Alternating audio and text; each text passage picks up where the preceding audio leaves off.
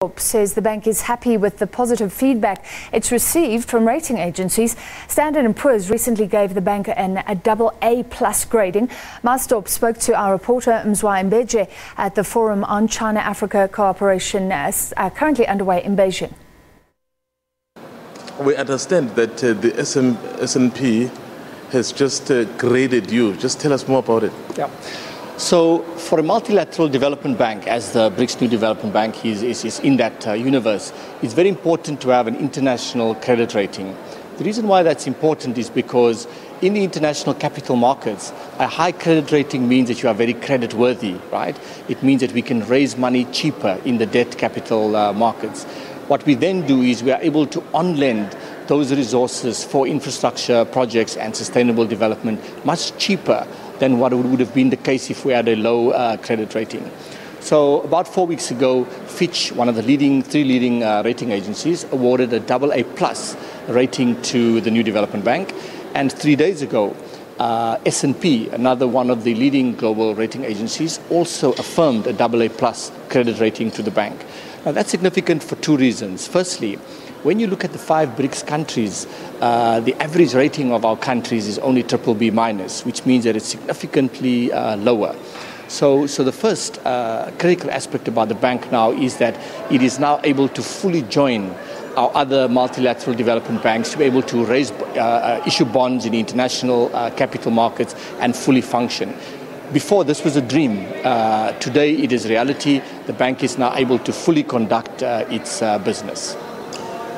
Any talks about the BRICS rating agency that once was proposed?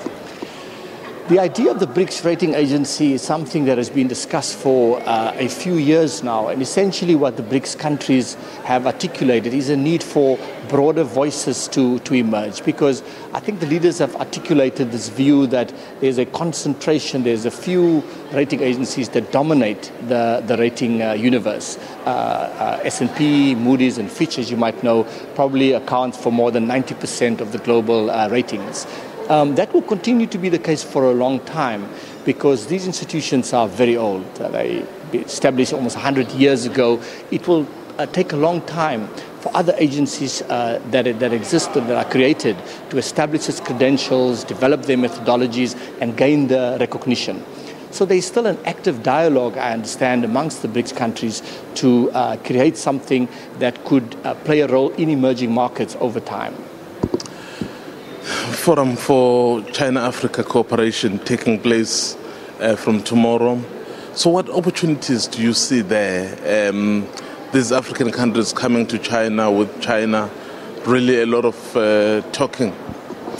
Mzwai, FOCAC is a very important forum. Firstly, it brings together all of the African heads of state to come to have a strategic dialogue with China. Secondly, it's also important because we're living in an era now of some advanced industrialized countries beginning to promote inward-looking economic policies. China, on the other hand, is talking about much deeper regional economic strategies, regional economic integration, and trying to get more trade and investment flows between Africa and China. So China's promoting and deepening globalization at a time when the US, for example, is taking a different, more protectionist stance. So it's important for that reason also. And then thirdly, China is the biggest trading partner to the African countries, and therefore this is a big and significant opportunity for the African business leaders who are here, together with their political principles, to engage with Chinese companies. Just this morning, President Cyril Ramaphosa addressed us here together with business leaders from China, and they are able to, in a very direct way, directly to the president, say, let's reform the visa process. We need the following to be able to attract skills into South Africa. These are the areas of reform that will help us to invest more in your country. So it's a very significant opportunity for business to engage directly with the political principles. So FOCAC is now going to a next level of deepening economic ties between the continent and China.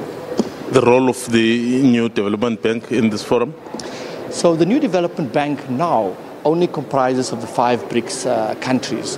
When the bank was established, in our Articles of Agreement, which was agreed to in Fortaleza in Brazil 2014, it was always the intention to expand the bank beyond the 5 BRICS countries. So this again affords us with a further dialogue to have informal conversations with other African countries, because sometime in the future, when our Board of Governors approve, there will be a process to have other countries also join the bank. Well, stay with us. We've got more news for you.